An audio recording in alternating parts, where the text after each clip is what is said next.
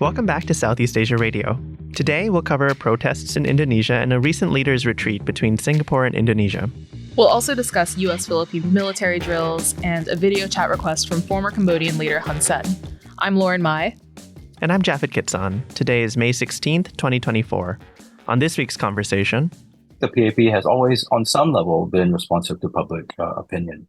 We have elections. How competitive they are, may be up for debate. But we have elections, and the PAP looks at the election results as, how much the public endorses their policies. So they do like having better results rather than worse results. And the second point is that space hadn't been given to the Workers' Party. I think they did a lot of hard groundwork and gained that space themselves and gained a lot of credibility. And this relates to some of the adjustments that you're talking about because of ground sentiment. I think the Workers' Party was quite able to capture some of, and at least be able to tap into some of these. Greg and Elina were joined by Chong Ja Ian to discuss the latest developments in Singapore ahead of Lawrence Wong's premiership. Before that, let's start with our headlines.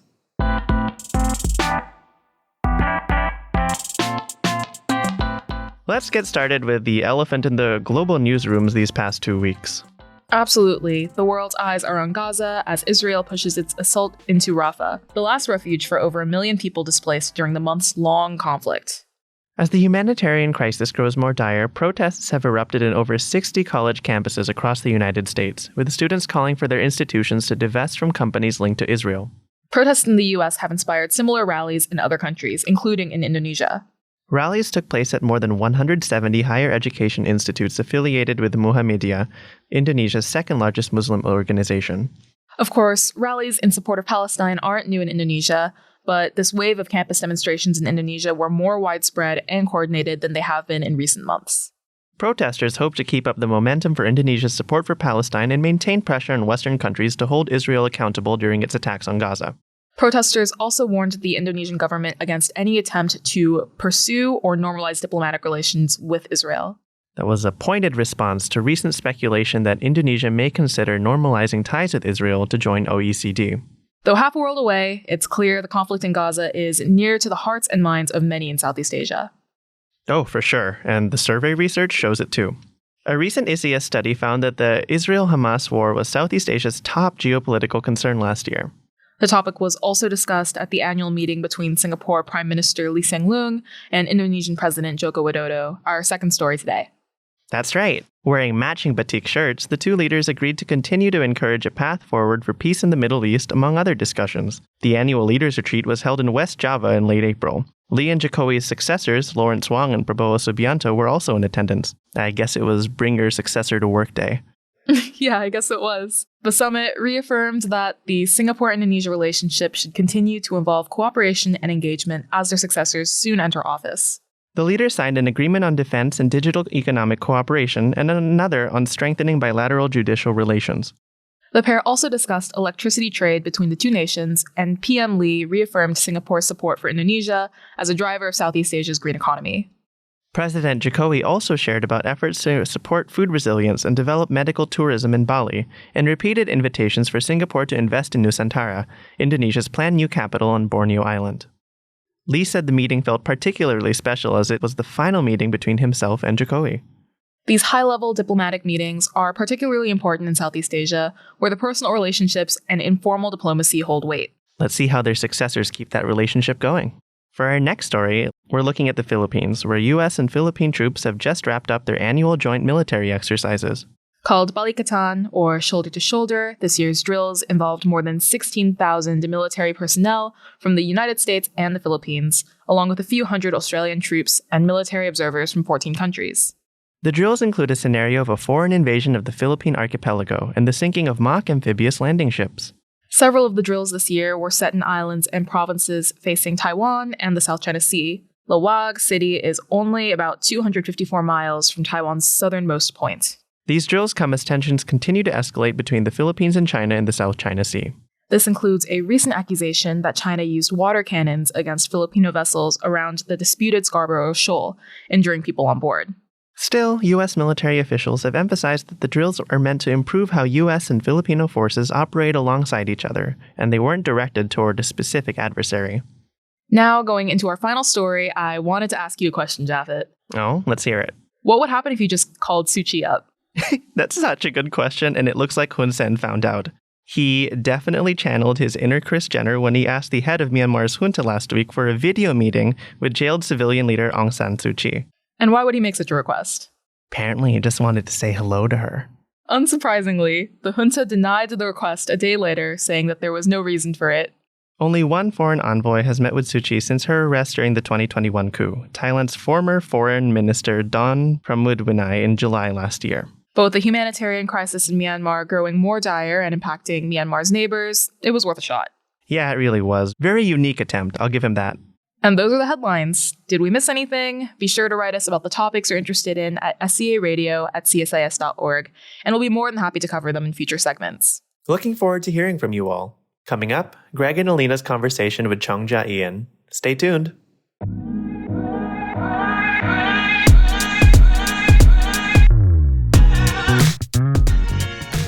Welcome back to another episode of Southeast Asia Radio. I am Greg Poling with CSIS, joined as always by co-host Elina Knorr with the Carnegie Endowment. Hey, Elina. Hello, Greg.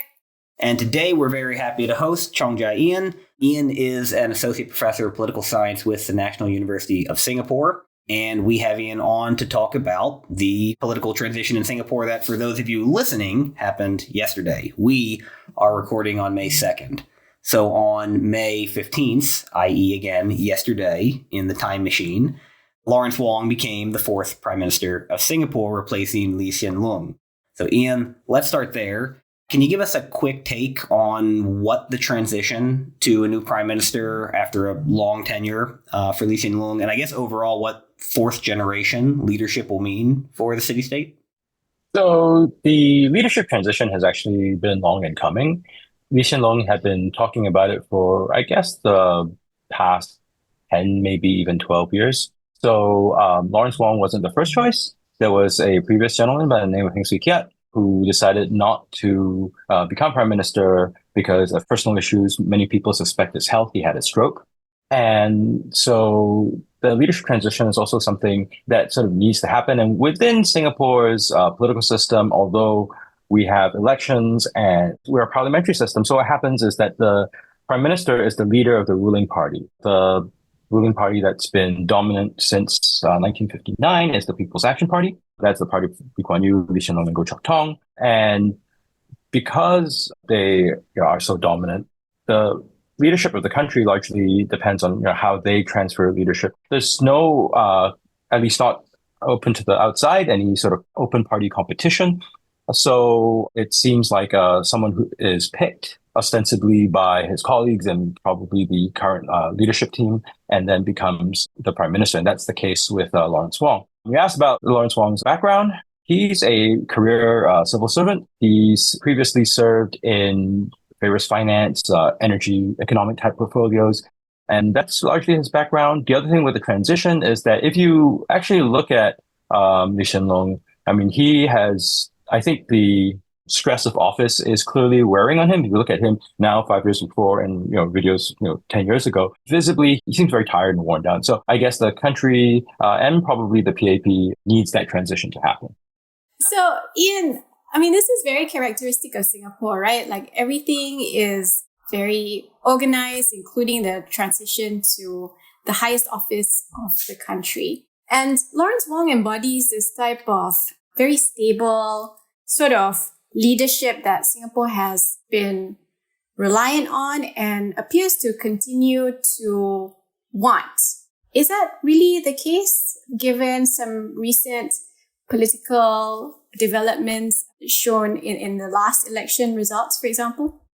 Well, there's several things going on. So this transition, one reason why it's taken so long is because it's in some ways less predictable than before. I talked about Heng Swee Keat not becoming prime minister. And then this whole transition has also taken a long time because of the pandemic. By Lee Hsien Loong's own admission, I mean, that is some reason for the delay. I guess there was less confidence in handing over to Lawrence Wong and the fourth generation team. So this is people right now in their early to mid 50s to late 40s. So that group of people, most of them are career civil servants, so sort of picking someone among them that's taken longer than expected. So it looks calm on the outside. So I suppose that lends that air of organization, but the length of time itself, I think, has led Singaporeans to sort of guess what is actually going on. Is it a lack of confidence in the fourth generation? Is it that they're not ready? Because the PAP is actually quite opaque internally. That lends itself to more speculation. You also had asked about what Singaporeans think and what they want. So I think it's also important to note that in Singapore's past 3-4 rounds of elections, the ruling party, PAP, has gotten maybe about 59, 60, 61% of the vote, which means to say that about 39, 40% of Singaporeans prefer to vote for somebody else. That usually translates into a desire to have different interests getting represented in the legislature in terms of having more restraint on executive power. So those, I guess, wants have not been fully realized. There is some talk about the Workers' Party slowly gaining momentum over the past few, this is the main opposition party, gaining momentum after the past few election cycles. Whether they're able to continue remains to be seen. And just from the sort of area of wants, I want to talk about Singapore's needs for a moment, because this is an area where I, like many other Singaporeans, I think are still sort of trying to figure out what's going on. Both Lee Hsien Loong and Lawrence Wong, and in fact, other PAP leaders have constantly told us over the past 2 years that the world looks very different, that the US-China competition is a lot more serious, there's a lot more friction, that open globalized world that Singapore and many Singaporeans are used to and have really benefited from, and that the set of rules that undergird it are more under stress at this point than any time before. So that's the message they're telling us. What they are also telling us about the fourth generation leadership and Lawrence Wong is that they will continue past policies. They'll continue, the past trajectory. So there's a little bit of a mismatch, right? The world is changing, but the newer leadership is supposed to continue what's going on in the past. So there's a little bit of disconnect over there. So whether a sort of continuity leadership is what Singapore needs is also, I think, up for some discussion. Ian, what has always made Singapore seem unique, idiosyncratic here in Washington has been, the technocratic rulership of the PAP. This idea that, it doesn't meet the standards of a liberal democracy as we would see it, but it's undeniably popular and reflective of will of the people in some sense. And people will say, well, why don't the rules seem to apply to Singapore? It's too small, it's too rich. Well, there's other small countries and it wasn't always this rich. Fundamentally, it's something unique about the PAP, the way the PAP under first LKY, Lee Kuan Yew, and then his successors set up and managed this government. But it does seem that there have been cracks in that edifice over the last decade. The party has evolved. As you said, it's given more space to the Workers' Party to take up more seats in Parliament. It's allowed a formal opposition speaker, which does seem like window dressing. But it's also changed policy in ways I think, in the face of popular anger or frustration that would have been hard to imagine a couple decades ago on immigration issues, on housing issues during the pandemic, the retreat on allowing people to get Sinovac and Sinopharm, despite saying that those weren't going to be approved. So as we enter fourth generation leadership, and there is no member of the Lee family on the scene at the highest levels of leadership, do you expect that the PAP is going to continue to evolve? Populist would be the wrong word, but I guess in a way that is more responsive to popular opinion than we have been used to seeing from Singaporean leadership? So there are a couple of things I like to push back on. First is, I think the PAP has always, on some level, been responsive to public opinion. We have elections. How competitive they are, maybe up for debate. But we have elections, and the PAP looks at the election results as, how much the public endorses their policies. So they do like having better results rather than worse results.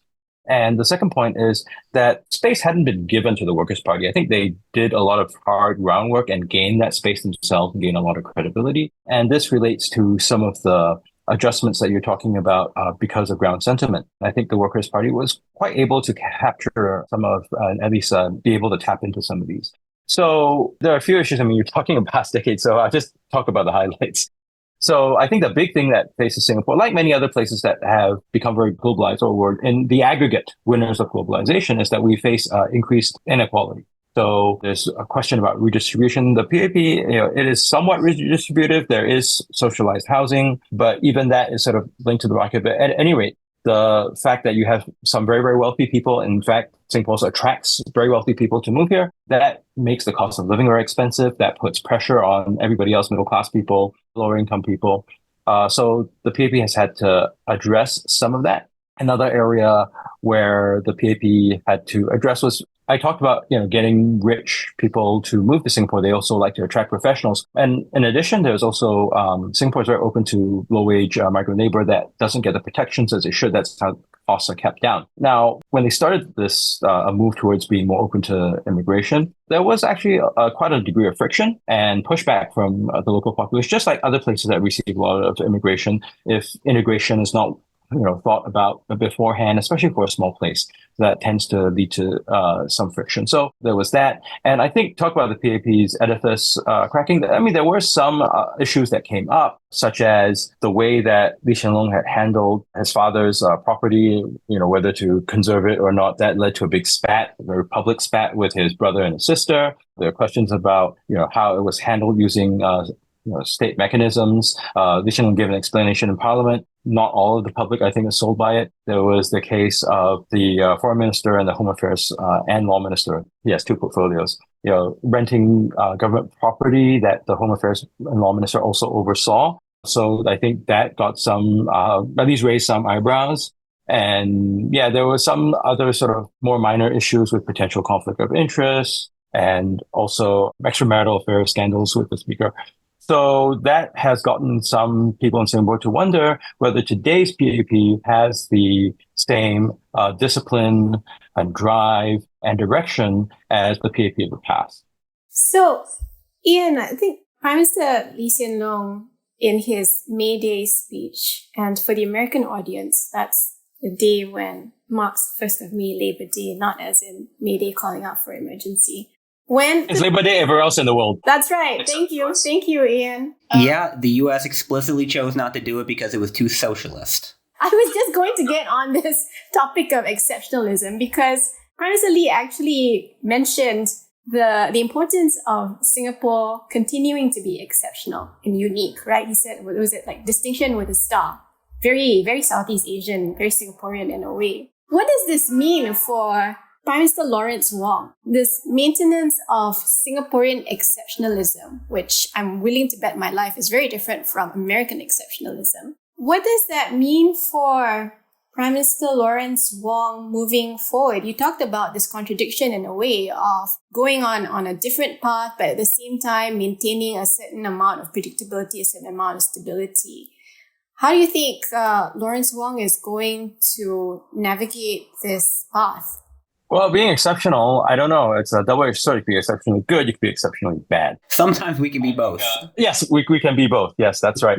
I'm often reminded by my students in the evaluations that I'm bad, especially the bad bit. But anyways, I'd say that with that speech, I guess I was just talking about this with some friends last night.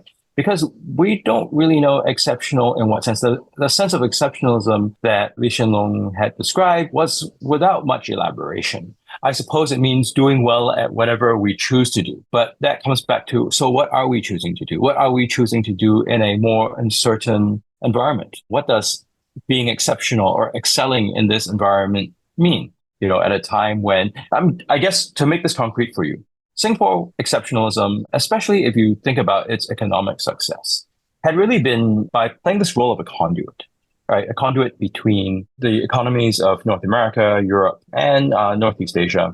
What this means is if you look at Singapore's trade in goods, its largest trading partner is the PRC, like many other countries.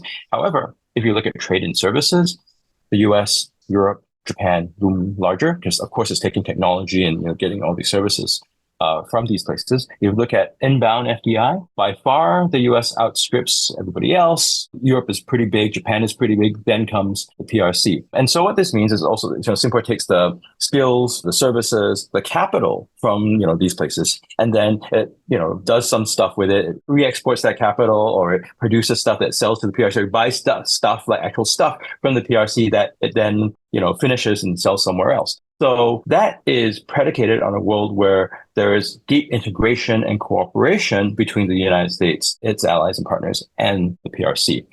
We're in a world where that old model of economic circulation is more under stress. So Singapore may have performed really well in that old environment. What performing well in this new environment is less clear. We get bits of, okay, Singapore will act on its principle. It doesn't want to choose sides. But what does that mean in a dynamic, changing, and competitive environment? That's less clear. All right, now that you've brought the U.S. and China into the discussion, I'd really hope we were going to avoid it. Well, it's in your face. You can't. I know. It's in our faces all the time. Just one episode I want to get through without having to do U.S.-China competition. But now that we're here, how does Lawrence Wong and any future government, you think, navigate these stressors, which I don't think are just in the international community, but within Singaporean society, between elites, business elites, political elites?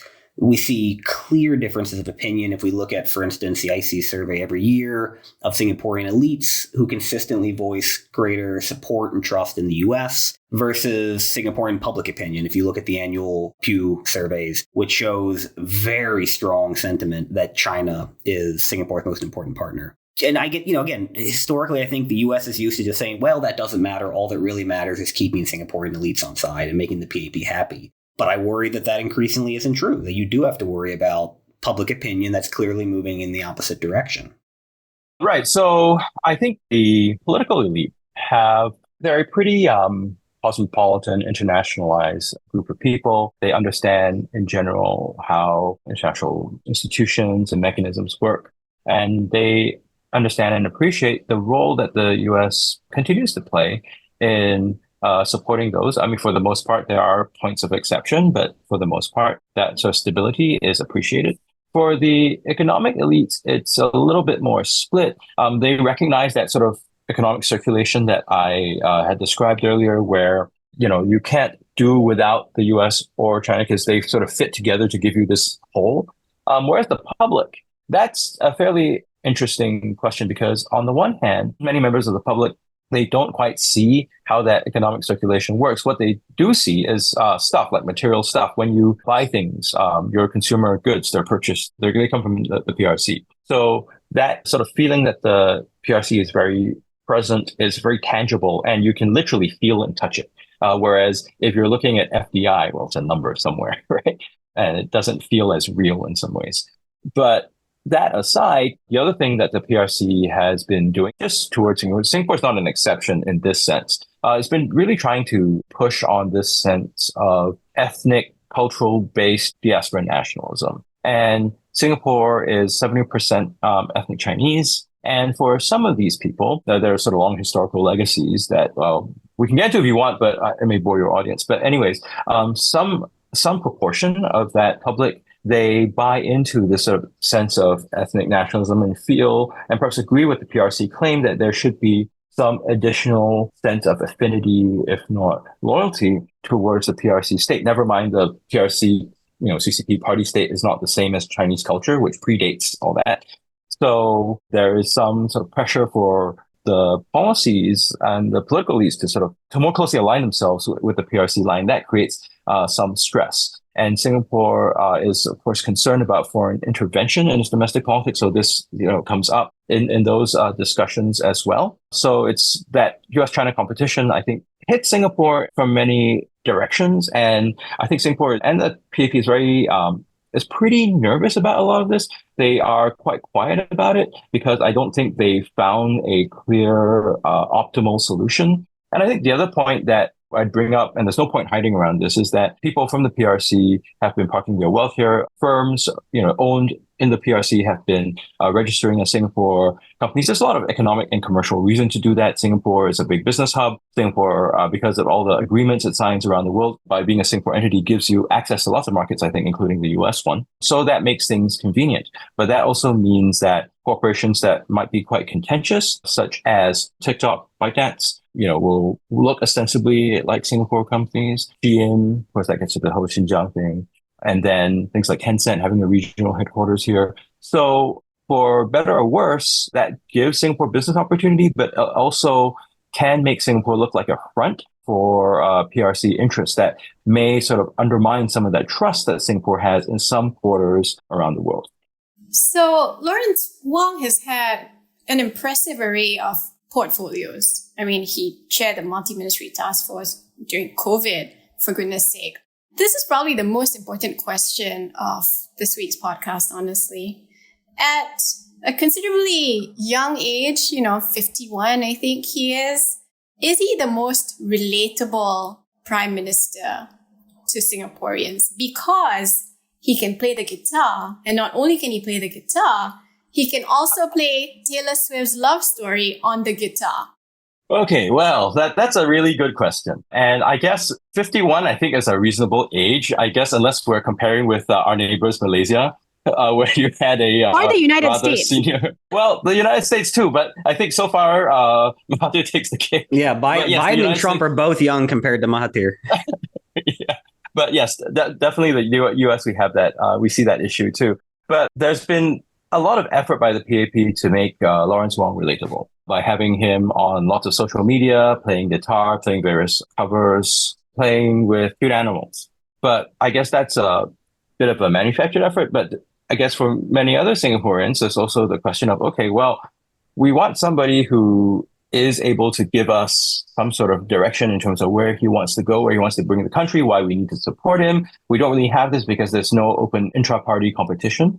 We need that kind of a leader more than someone who can be, I don't know, Eric Clapton or B.B. King tribute band leader and play covers that way. I say that because Lawrence Wong has said that he finds inspiration in Eric Clapton and B.B. King. But I don't know, personally, but I'm sort of a policy wonkish kind of guy, kind of nerd guy. Like, okay, so what's your policy? I know you can play guitar really well, but if we have some sort of crisis, you're going to break out your sixth string and sing? Is that the answer? I don't know. I would rather have something a little bit more concrete. And I didn't know we were going to talk about Lawrence Wong's affinity for Taylor Swift, but since we're here, this makes for an interesting parallel to me to the presidential campaign and Tharman's success in getting the presidency, as Tharman Shanmugaratnam is clearly the most popular politician in Singapore. And were he Chinese, he would be prime minister, I assume. But his ability to run as almost a political superstar in Singaporean terms for president, I mean, I guess, is that an effect of what we talked about of the evolution of the PAP? Or does that help push the PAP toward a desire to make other leaders like Lawrence Wong more relatable in almost kind of the Western sense of politicians also have to be somebody you want to go have a beer with? Yeah, but Tharman it comes across as very friendly, but he also comes across as very cerebral and sort of knows his policy stuff. An Obama type. An Obama type character that, so you sort of know what he's about. And in fact, there's some speculation that his sort of more left of the PAP, I wouldn't say left of center, but left of the PAP proclivities made him less popular within the PAP to be a candidate for prime minister. And so one view is that presidency is a consolation. And so what that means is, it on the one hand means that perhaps there is less leeway for Lawrence Wong to move towards, more redistributive type policies if that's not what the PAP can accept. And then on the other, I think it also sets up a real challenge for Lawrence Wong and the fourth generation PAP. Tharman had won the presidency. This is a national vote as opposed to the votes for members of parliament that form the cabinet and so on. It's nationwide, and Tharman got about 70% of the vote.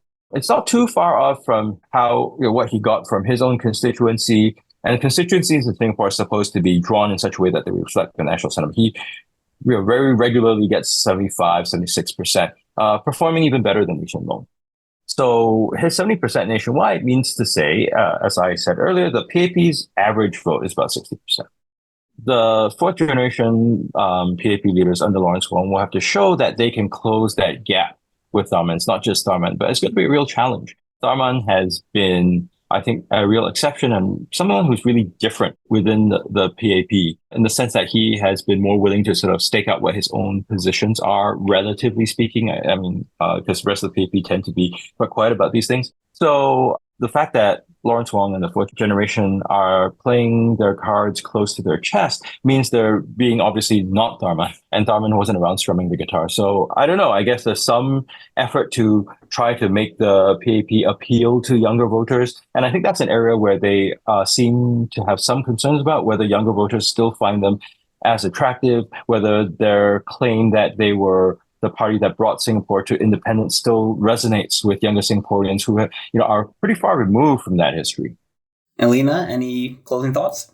I can't go any further than Taylor Swift, so no. You played your ace. I played my last card.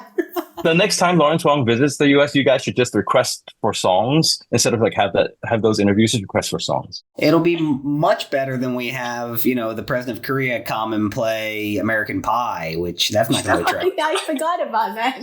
Right, that won't attract any young voters, but Taylor Swift, that'll get Singapore on the map. Forget about Thailand's soft power. Okay, well, that's all the time we have for this week. Ian, thanks so much for joining us. And Elina, thanks as always for co-hosting. And thanks all of you for listening again. We'll be back in 2 weeks with another episode of Southeast Asia Radio.